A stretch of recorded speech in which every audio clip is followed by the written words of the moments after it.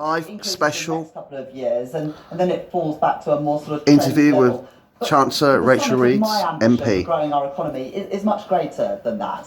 We've been in government National for less pension than 4 months. crisis. We are already UK putting forward plans 24. and making changes to our planning system to get Britain building again, to our pension system to unlock long-term patient capital to help small businesses to grow, reforming our skills system and getting more young people on apprenticeships, and also helping older people It's that all want to down be to Liz trained Truss. as well. So there's It's more all we her want to fault do, this but has we made a happened. start yesterday, particularly with This the poor capital these investment poor in governments putting over infrastructure, had to do in all this transport projects, this terrible in pension energy infrastructure, in digital and hike of broadband. £40 million. And the It's a OBR lot of do money. say that will boost Terrible. our growth over the longer term. So we're making the decisions in the long-term interests of our country and putting us on a better path than we were previously. Yes, you talk about growth there, and you're quoting the OBR. Just so people understand just what it is they've said, they're saying there could be what they call a sugar rush, 2% growth next year, slower growth 1.8 in 2026, and then 1.5 in 2027. Now, anyone can see those figures do not impress much, and that is the OBR's assessment.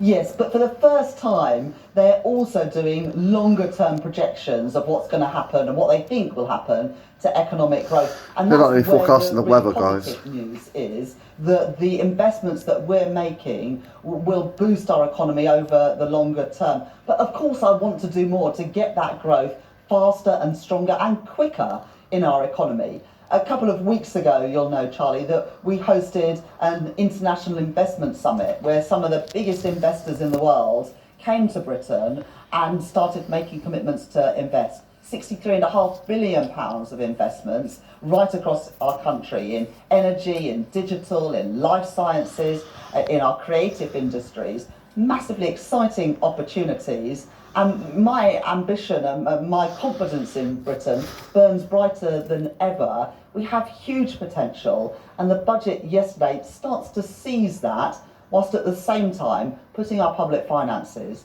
that were frankly in a mess when I became Chancellor, on a firmer footing. And being able to do that combination, Thanks to the last Chancellor, Joan Hunt. yesterday, that both in terms of the fiscal position, the tax and spend and the deficit, we're getting our country on the right path, but also that our policies are the ones that are needed to start to grow our economy, again, after the dismal performance of the last few years. Essentially, what you're doing is taking a very big, very expensive gamble. Paul Johnson from the IFS has said that you will be hoping that other people's reports and predictions are wrong. He said you'll be hoping the OBR is wrong in order to make what you say come true.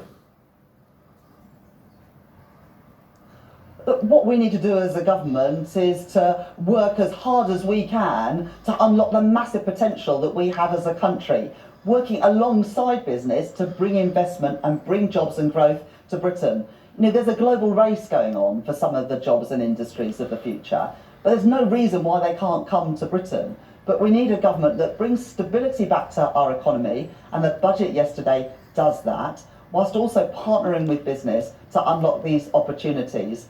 We've started the work on that. We're less than 4 months in, but I was really pleased yesterday that both the International Monetary Fund and the Office of Budget Responsibility have confirmed that these plans do get our economy on the right path, both in terms of meeting the fiscal rules that we've set, but also the long-term decisions to get our economy growing again.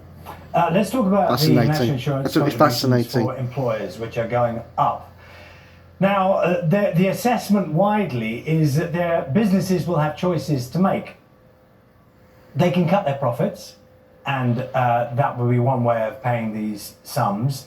They can give people smaller wage increases, or they can make people redundant and employ less people, none of which sounds like growth. Well, I faced, when I became Chancellor, Charlie, a £22 billion black hole in the public finances.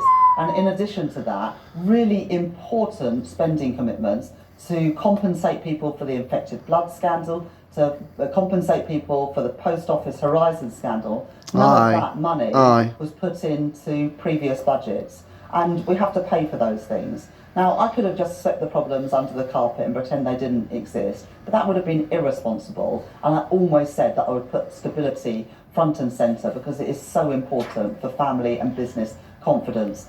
So then I had to make difficult decisions about how to raise the money that is needed to secure our public finances, but also to make sure that we've got the money that is needed to reduce the NHS waiting lists. And I decided that the right thing to do was to ask businesses and to ask the wealthiest in our country to pay a bit more. They weren't easy choices. I do recognise that they will have consequences, but also when I made those choices, I did what I was able to do to protect the smallest businesses. And that's why we increased something called the employment allowance, which means small businesses, 1 million of them, will either be paying less national insurance than they are now, or the same, because they'll be able to employ 4 people on the national living wage full-time without paying a single penny of national insurance. That's not possible today. It does give a boost to our hard-pressed small businesses and means that they are not affected fantastic by news. the national insurance changes that I made yesterday.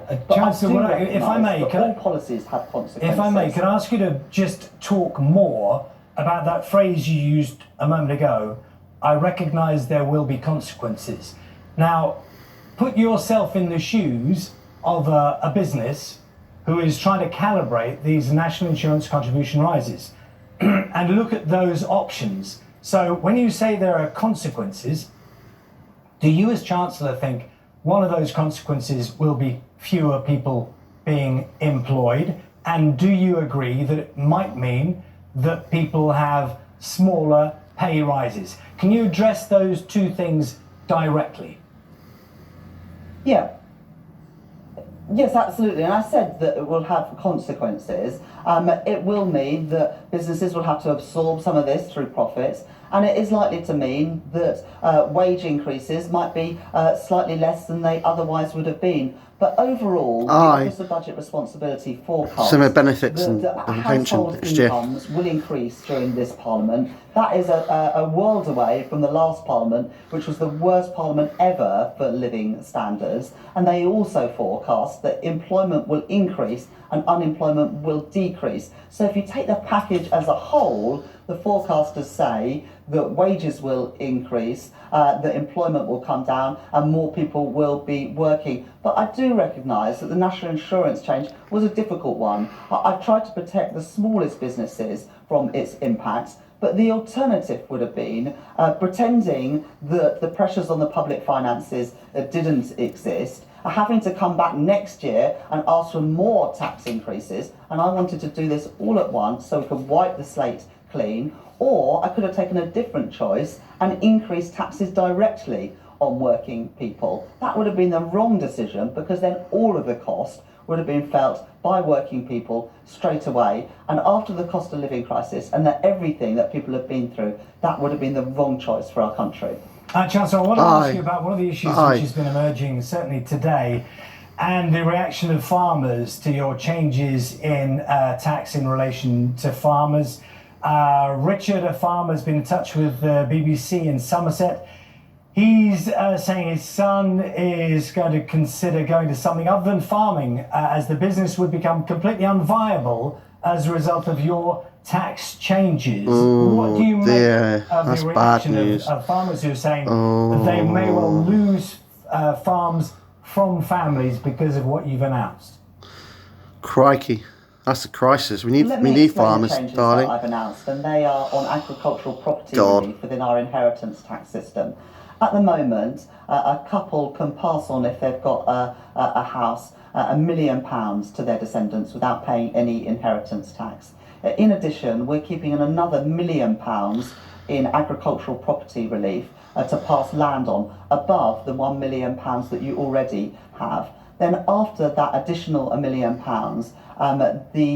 any land passed on will be taxed at 20% rather than 40%, which is the normal rate of inheritance tax. And last year, only 27% of land passed on was worth more than £1 million. So 73% of farms and agriculture and land passed on, 73% wouldn't be affected at all. So smaller farmers won't be affected by this. But we needed to raise money in the budget yesterday, and we know that there are a lot of landowners who are very wealthy, some who buy land to avoid paying inheritance tax, because previously there was no inheritance tax. But Charles, if I may, as you're saying that, I can almost feel it was used to get out of paying tax. I'm sorry to interrupt.